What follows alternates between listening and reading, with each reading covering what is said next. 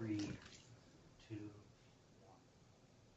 Good morning and welcome to the FCS video cast series. My name is Karen Allen.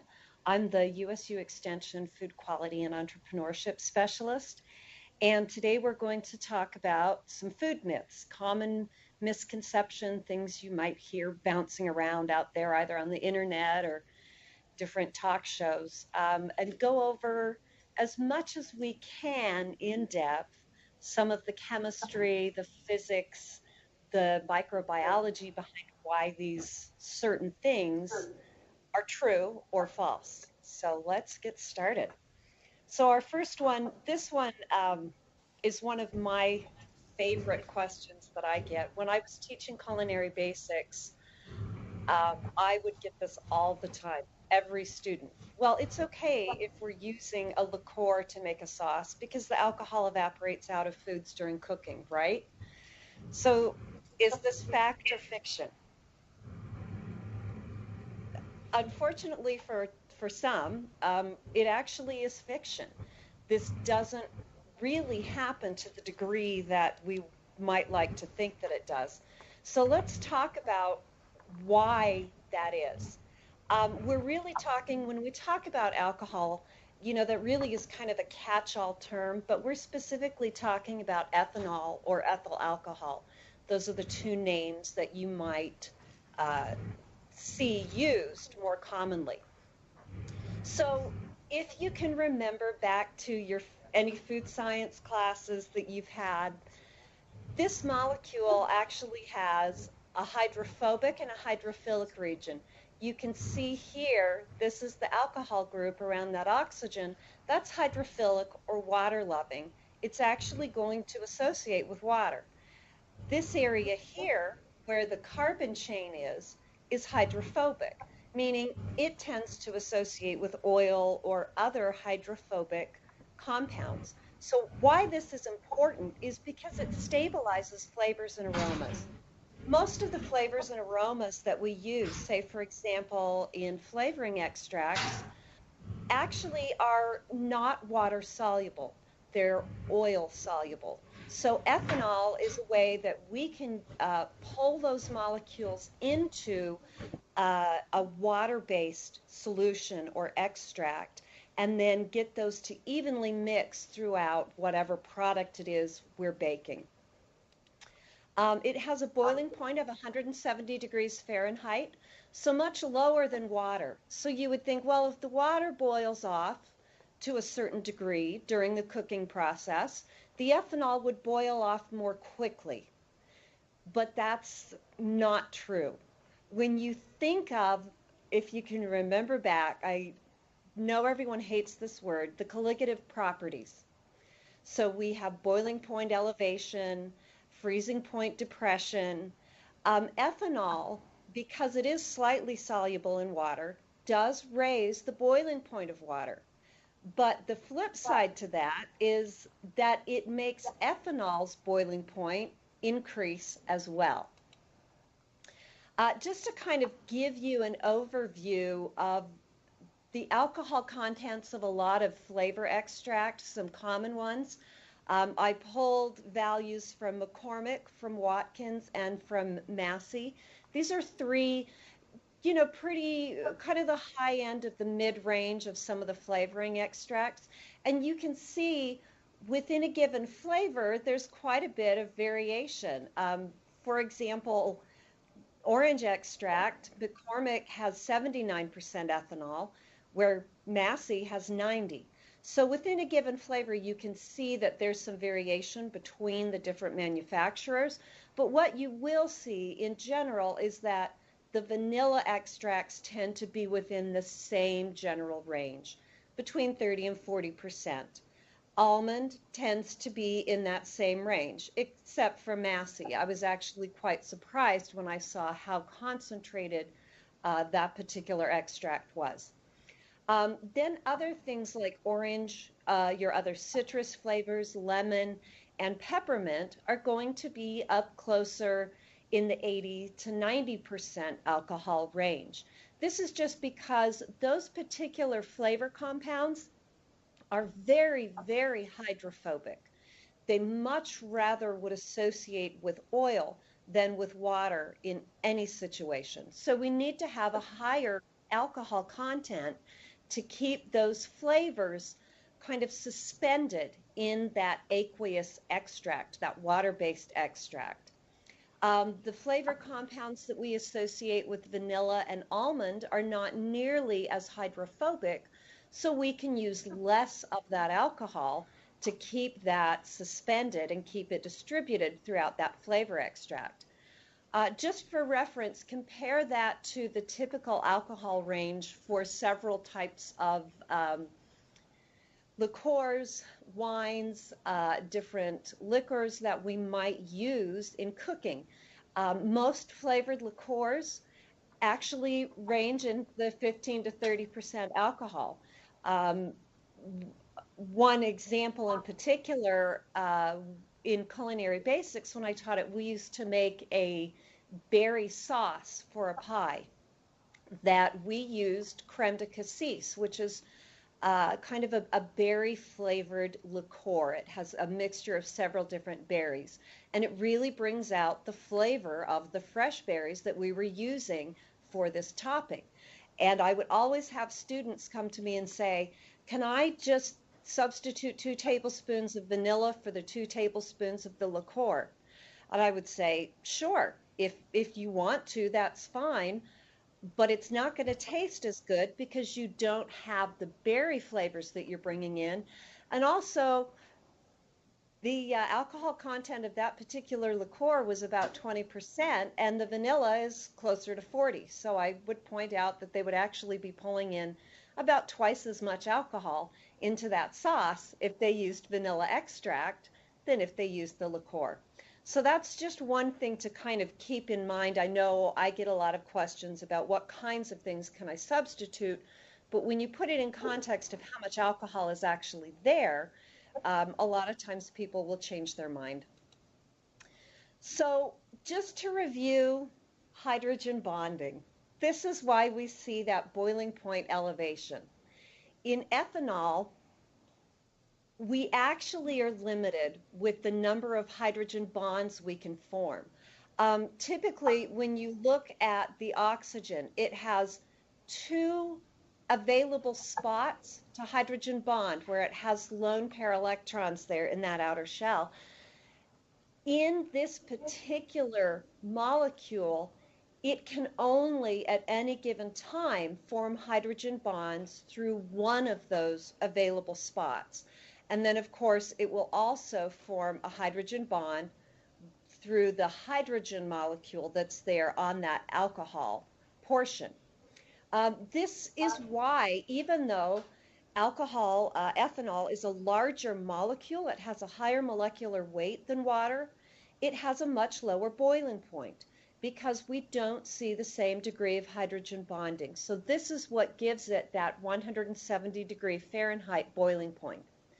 Compare that then to what happens when we have ethanol. So here is the ethanol molecule right here. You can see this. And we have water. It can form hydrogen bonds at every available spot with water. There's no limitation on that bonding like there is with just pure ethanol.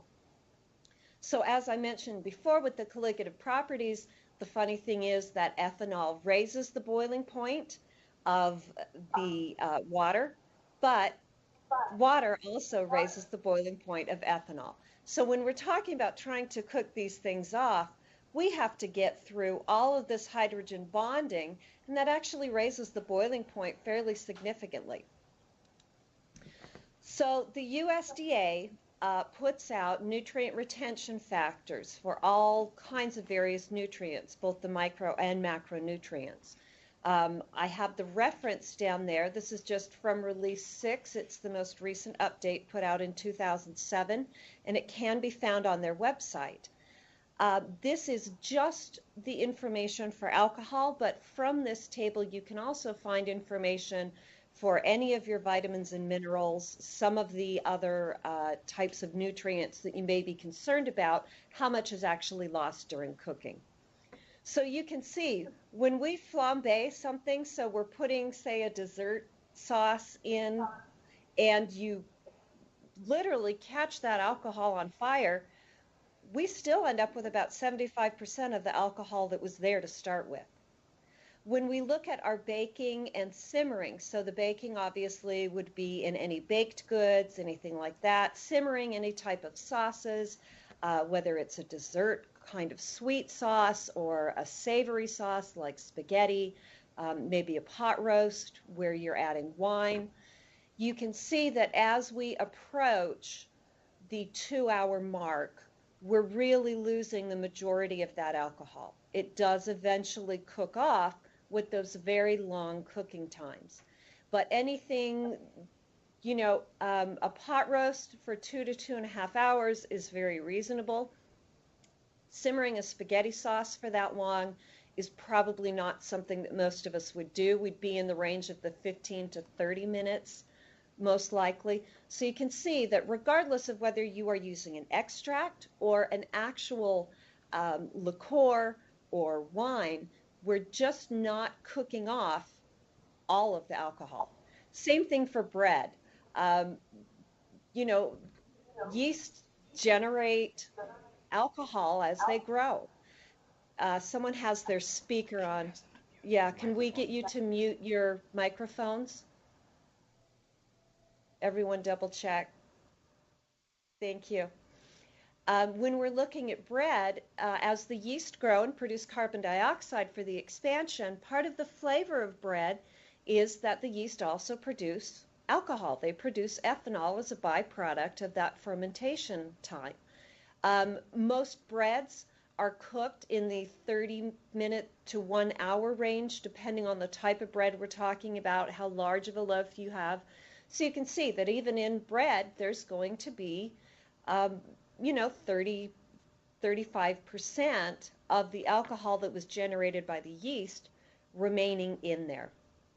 So, okay, enough about that. Let's move on to the next question. This is one that I have had a couple of people through USU Extension ask me about, so I thought this one would be a good one to add to this particular presentation. So fact or fiction? Freshly ground wheat shouldn't be used for bread.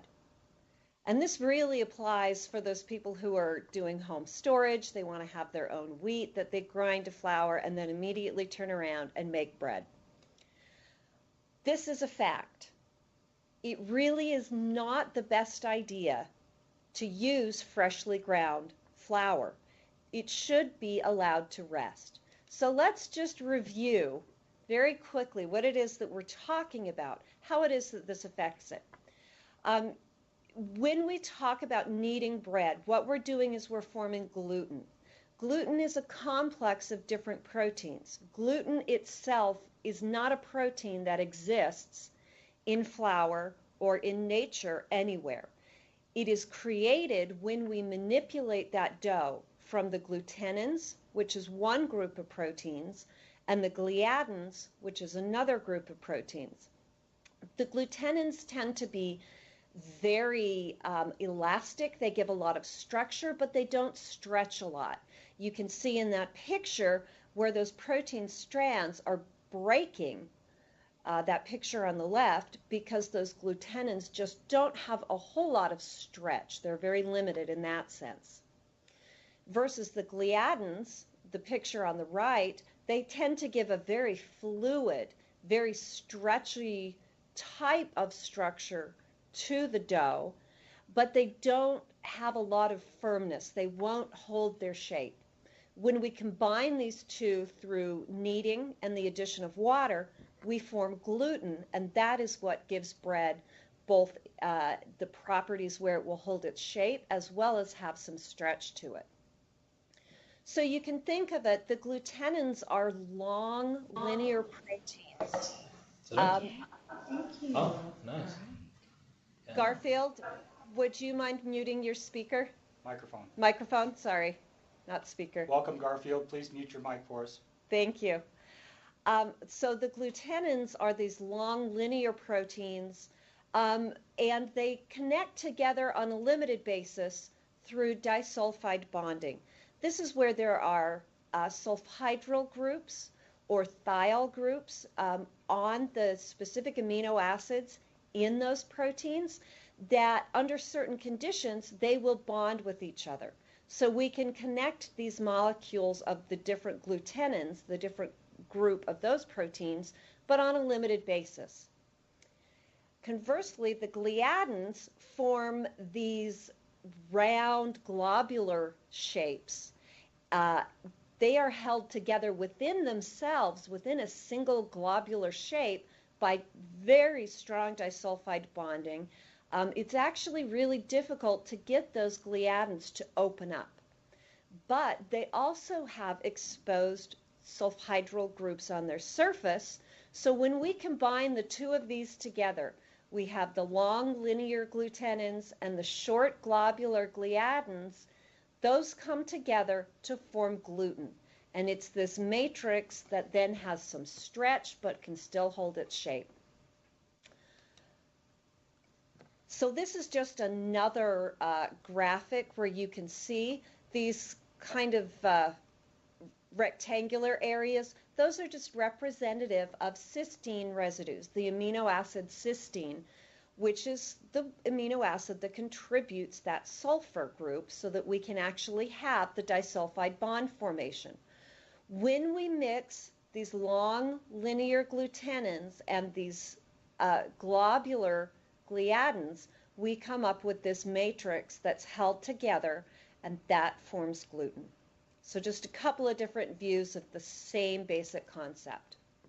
So let's go back to what we were talking about, that freshly ground wheat shouldn't be used for bread. I just thought, you know, this early in the morning, everybody always wants a gluten primer, so we'd start with that. This is one of my favorite graphics I think I've ever found. This is how flour is milled. And if you look at the top, it points out that it is a simplified diagram. From a commercial standpoint, we put wheat through several different steps before we finally end up with the flour that you purchase off the store shelves. At home, this is much, much more simplified. You know, some people may grind their wheat a couple of times to get that final flour, but it certainly does not go through this long involved process. One of the issues that we see is when commercial flours are milled, we allow them to mature in some cases by resting for a given period of time, in other cases by adding in chemical oxidants. And what happens here is there is a compound called glutathione that is present in all types of grains. It's present in yeast. It's present in our own bodies. Glutathione is a very important tripeptide that is used by our enzyme systems. Whenever we have an enzyme that functions based on reduction or oxidation of another chemical, it is glutathione that is used to kind of reset that enzyme. So this sulfur group right here on the glutathione molecule, very, very important.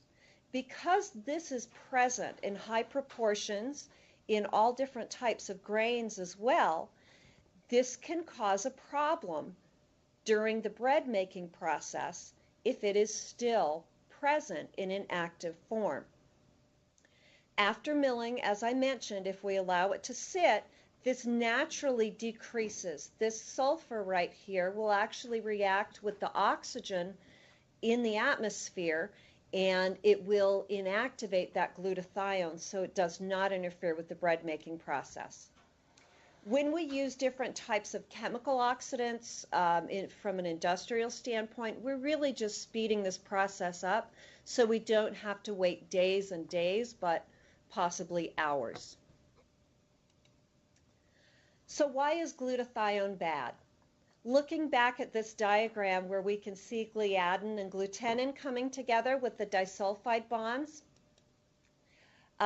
that's what holds gluten together. That's what gives your bread its structure. If you don't have that disulfide bond formation, you don't have a nice loaf of bread with a high volume and a nice texture.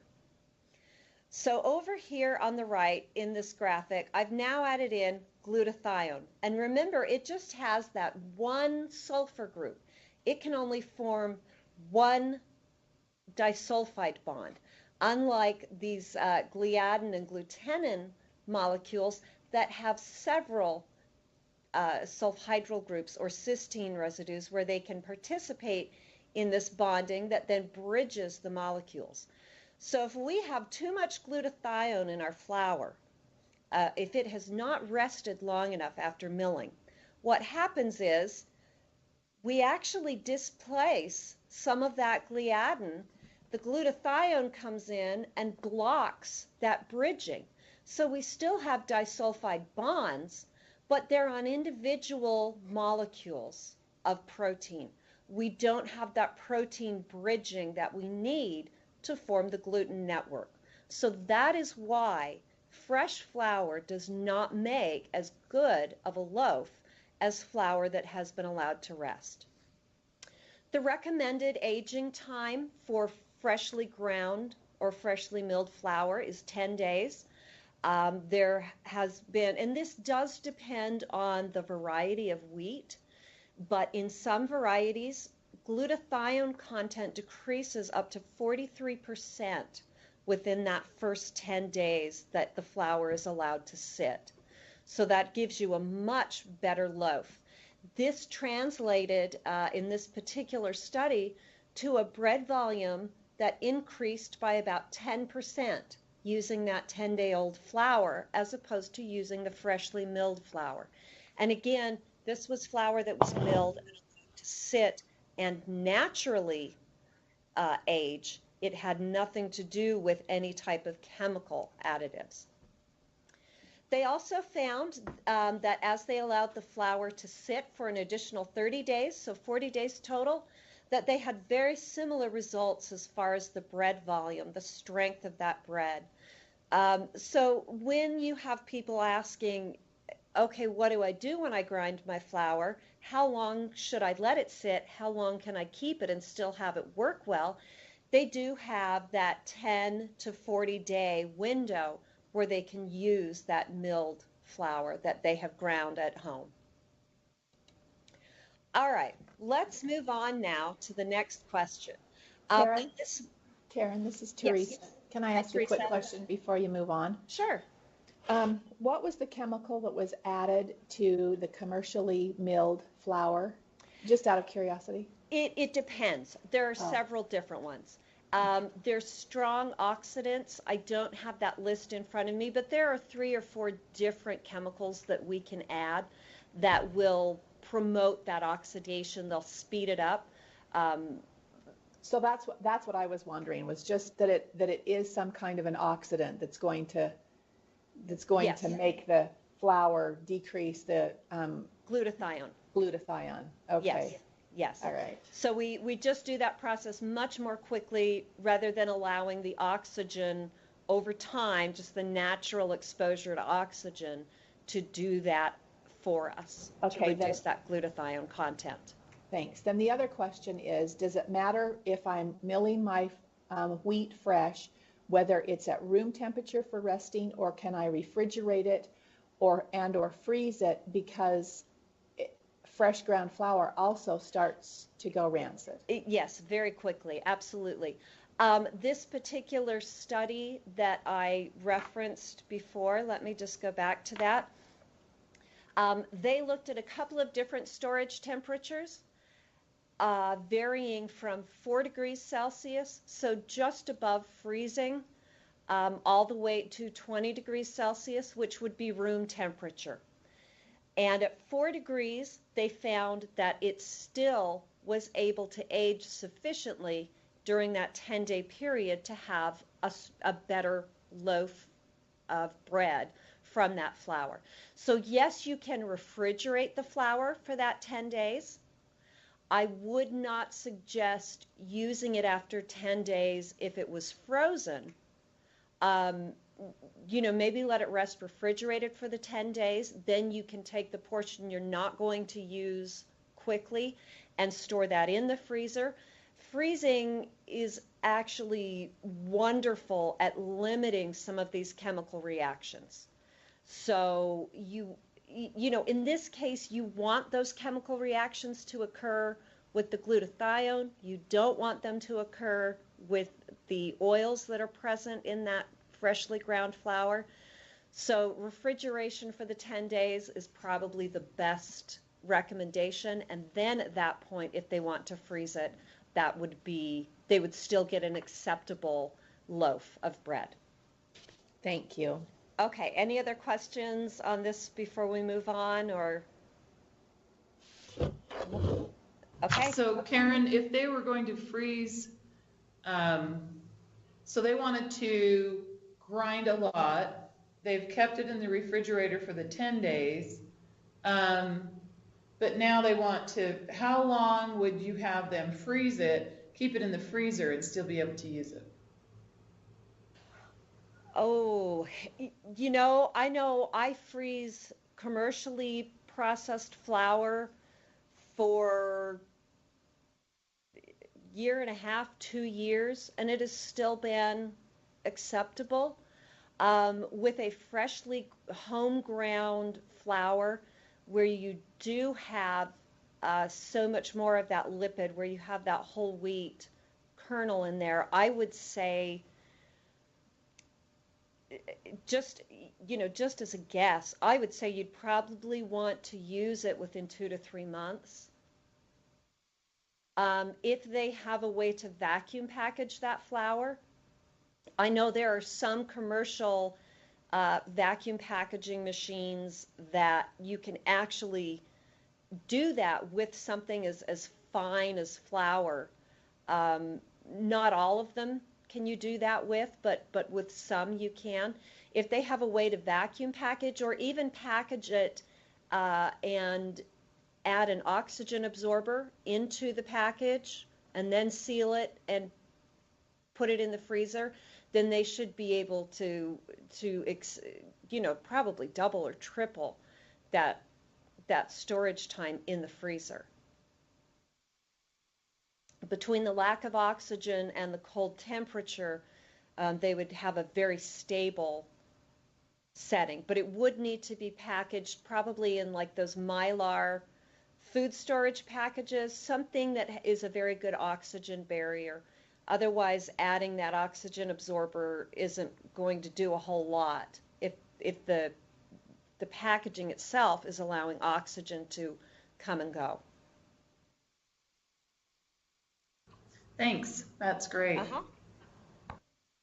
Okay, let's move on now. This is my favorite one, and this comes to us courtesy of Dr. Oz. So fact or fiction? Freshly squeezed juice is more nutritious than juice made from frozen concentrate. Despite what the nutritionist on Dr. Oz indicated, this is fiction.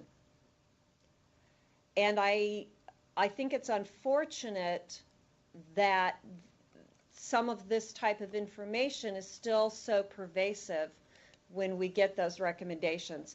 So I want to start this one by just asking you, if you were going to buy an apple at the store, which one would you choose?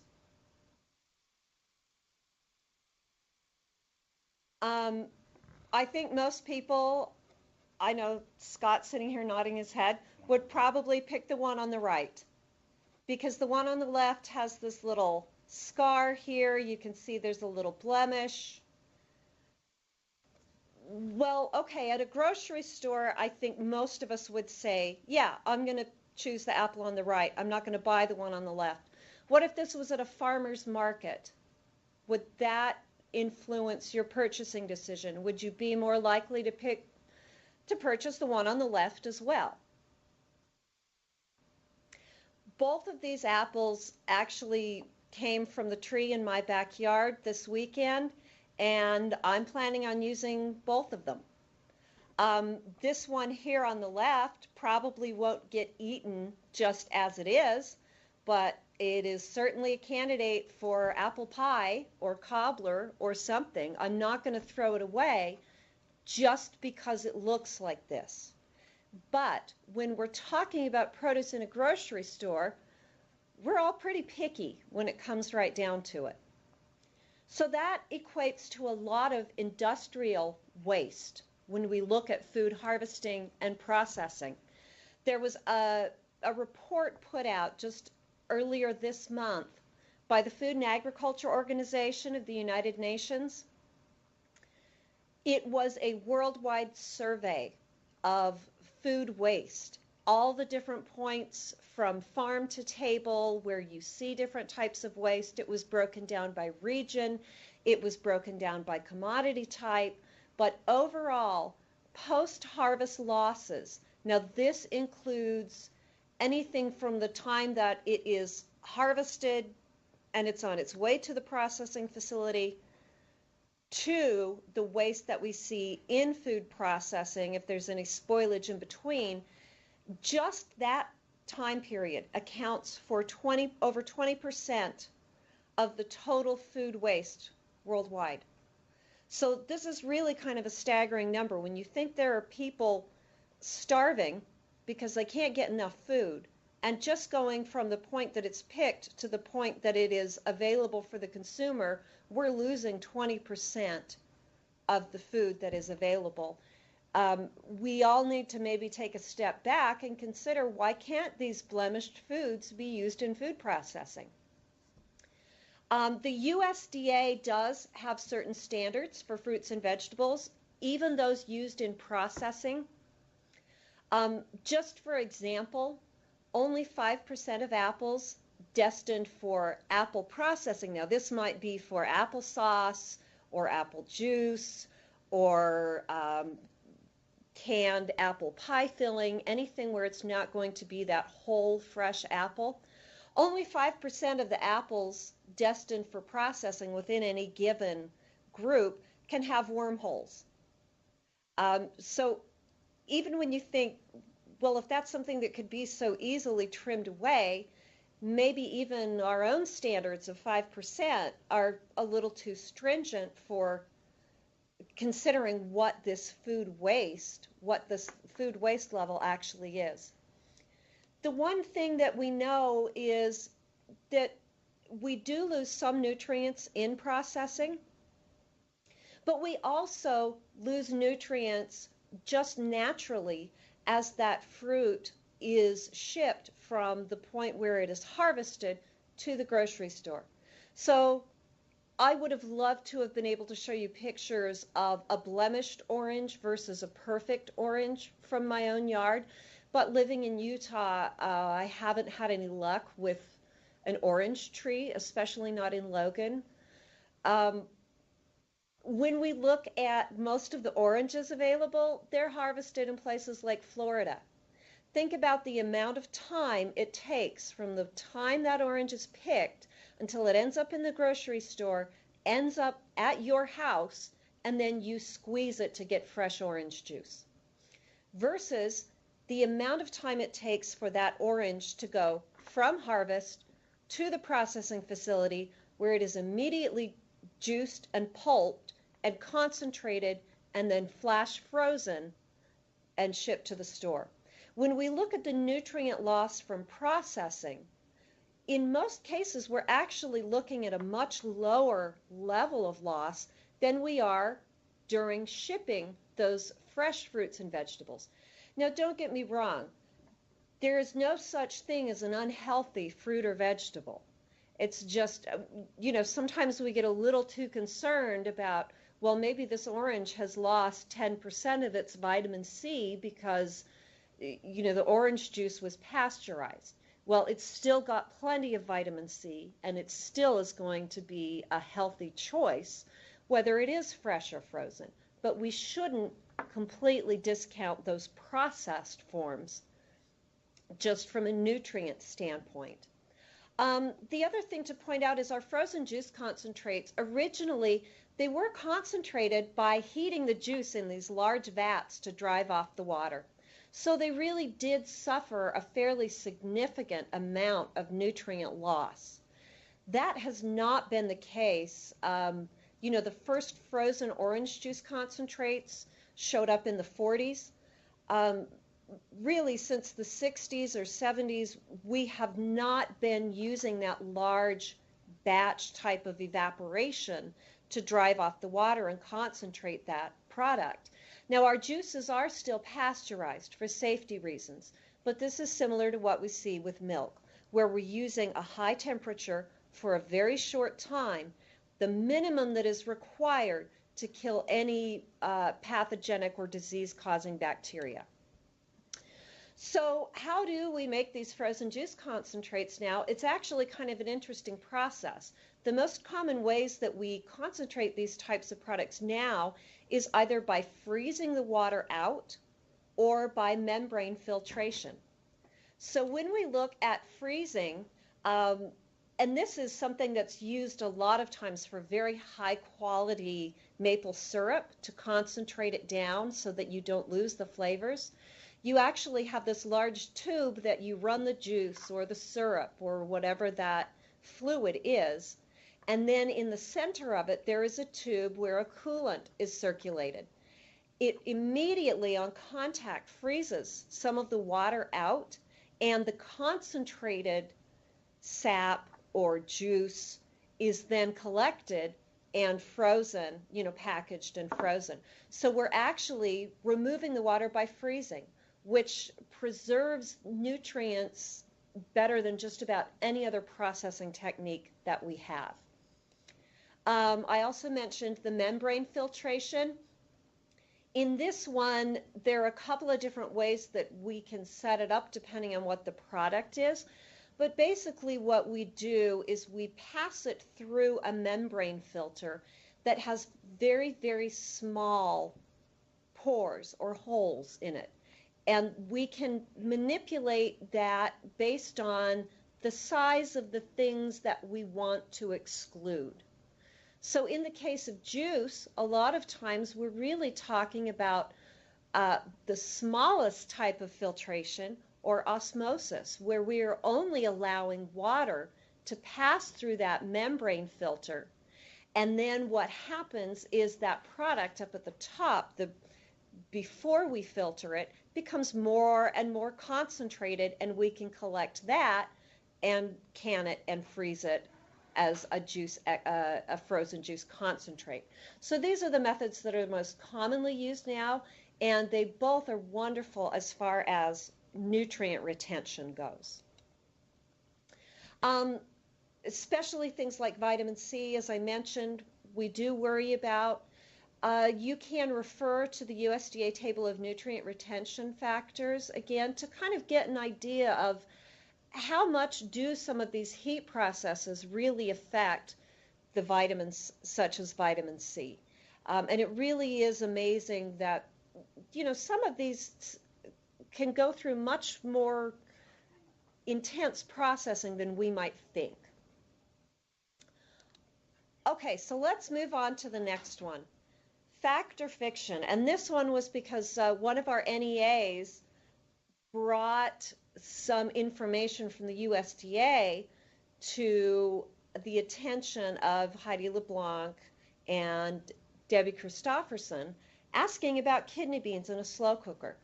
So is this fact or fiction? Red kidney beans should be boiled first, not added dry to a slow cooker.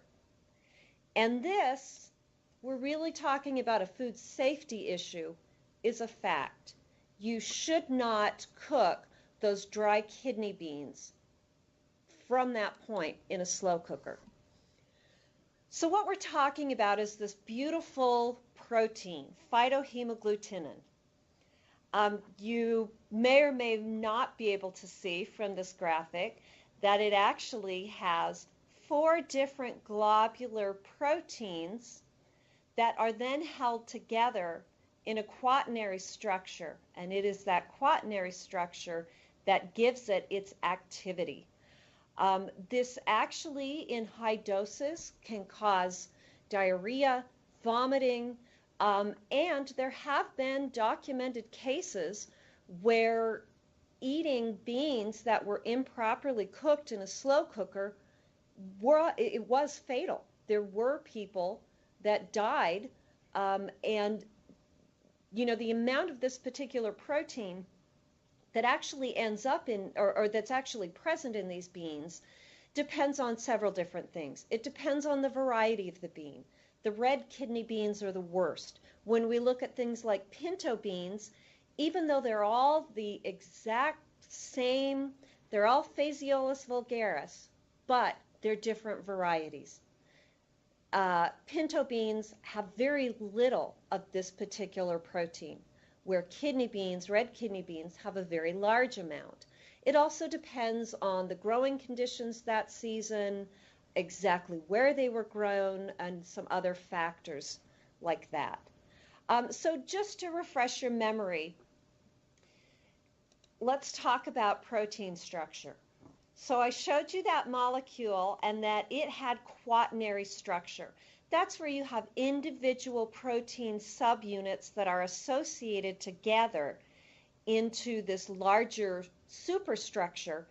For this particular protein to be active and have its toxic effect, it has to be present in that quaternary structure. When we start to break those subunits apart, we're talking about the tertiary structure. So this tertiary structure is the shape of those individual subunits. We don't have to go so far as to really break up that tertiary structure to make this particular protein inactive. And we definitely are not worried about any of the secondary or primary structure. It's really just this top level. Fortunately for us, that's the easiest one to break up. Unfortunately for us, phytohemagglutinin is very, very stable to heat.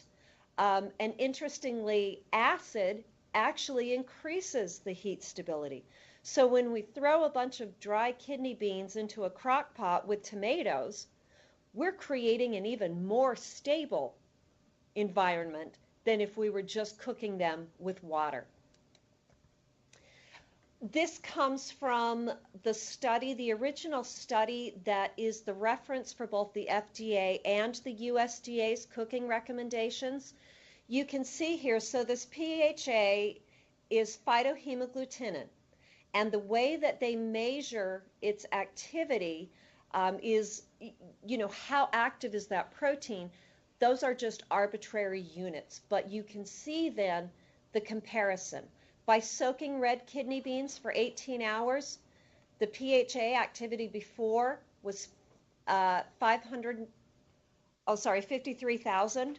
The activity after was 18,000. And that was after soaking it for 18 hours in fresh water. On the next line down, you can see those same beans soaked for 18 hours, then cooked at 100 degrees Celsius, so boiling, for 10 minutes, it dropped from 18,000 down to 6,800. When we boil them for 20 minutes, it dropped down to 1,300. This is actually still somewhat high compared to other types of beans, but it is certainly not something that is going to create a toxic effect where this 53,000 or even the 18,000 absolutely could. Here you can see there's some of that same information for white kidney beans. In this particular study, it was inactivated very effectively by cooking. But here's the interesting thing, and this is where the crock pot recommendations really come from. Red kidney beans soaked for 18 hours. That soak water was then discarded, and they were cooked at 70 degrees Celsius for 20 minutes. The original activity, because they had been soaked, they started out at 28,000.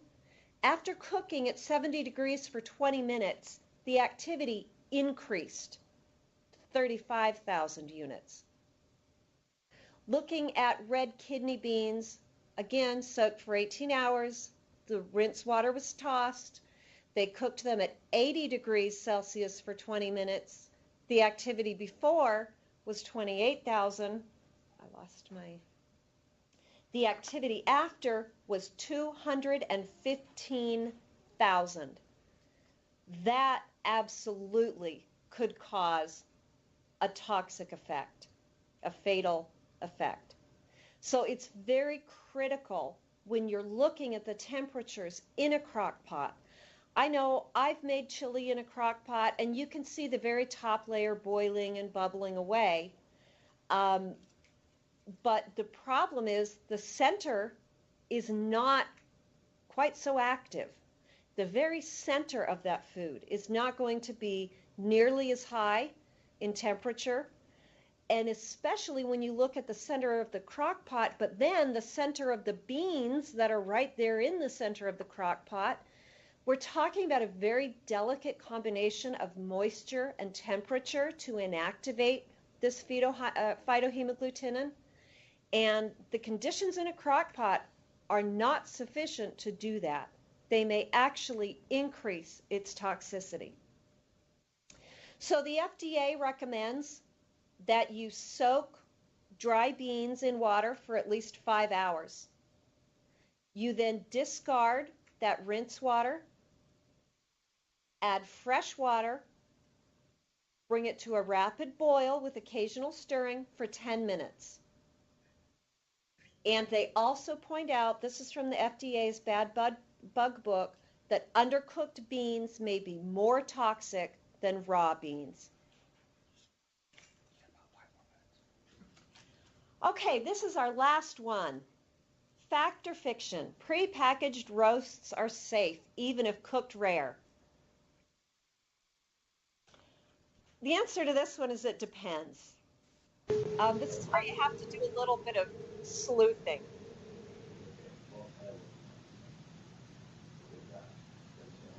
Who do we have? Hi, Brian, welcome. Could you mute your microphone, please? Hi. Okay, so when we look at the safe cooking temperatures, when you look at the recommendations for red meats, beef, pork, veal, and lamb, we actually have 145 degrees is the recommended minimum internal temperature for steaks and chops and roasts. It's 160 degrees for ground red meats. Poultry, we don't see the difference whether it's ground or in a whole piece. So why the difference in recommendations for these things? Intact muscle is actually sterile. It's really kind of an incredible package. The bacteria cannot penetrate into the muscle. They can go along the surface of the muscle, but they can't go inside of it. Meats then become contaminated during the harvest process or during processing, and that's because they come in contact with contaminated surfaces. So any cut surface can contain bacteria just from this cross-contamination. I think this is fairly obvious when you think of hamburger or ground meat, where now the entire thing is basically surface area. So that's why we need to cook those types of products to a higher temperature. Cube steaks, even a little more obvious. You can think of those as having all of those ridges and cuts from the knives or the needles. But what about roasts? Have you ever looked at a roast in a grocery store and thought, has this been mechanically tenderized? Has there been something injected into it to add flavor? Think about this. So we have these needle tenderizers and injectors. We're using these now in some cases to inject antioxidants into the roast to try to keep the red color longer or to try to keep it from smelling rancid. This is the other situation where we have cube steak. That one's pretty obvious that that's got to be cooked to a higher internal temperature. But this roast may not be so obvious. So when you're looking at something like this in the grocery store, this pre-packaged roast, how can you tell? How can you tell if you need to cook this particular thing to a higher temperature? If you're buying it at a store where you have a butcher, you can always ask them. What about this though? Fortunately for us, as of June this year, the USDA is now requiring that all mechanically tenderized or injected roasts, steaks, and chops be labeled. They need to indicate that that has occurred. They also have to provide cooking instructions, including a validated safe minimum internal temperature. That means the companies have to cook it based on the way they're processing it. They have to cook it and make sure that that bacteria is actually being destroyed. Anything that may have been on the surface that can be pulled into that whole cut. And just so to give you some recommendations, when consumers are injecting roasts at home, I know I've seen these new Lowry's products where it even has the little needle on it and you poke it right into the roast or the steak and do your own flavor injection. Make sure that you recommend to them that they reach that higher safe internal temperature, at least 160 degrees. If they want it rare, they should flavor the surface and cook it as it is. Okay, so it looks like we're out of time, but are there any other questions or comments that I can address? Also, you know, if you have a question from this presentation, feel free to send me an email. We can talk about any of those concerns that way as well. Karen, will we have access to this information that you have on the PowerPoint? Yes, I will put this PowerPoint up. I'll put it up on my page, and I can send a link out to where it's posted. And then if there are any of these references that you would like to have the actual journal article or the reference for, just let me know and I can send that to you.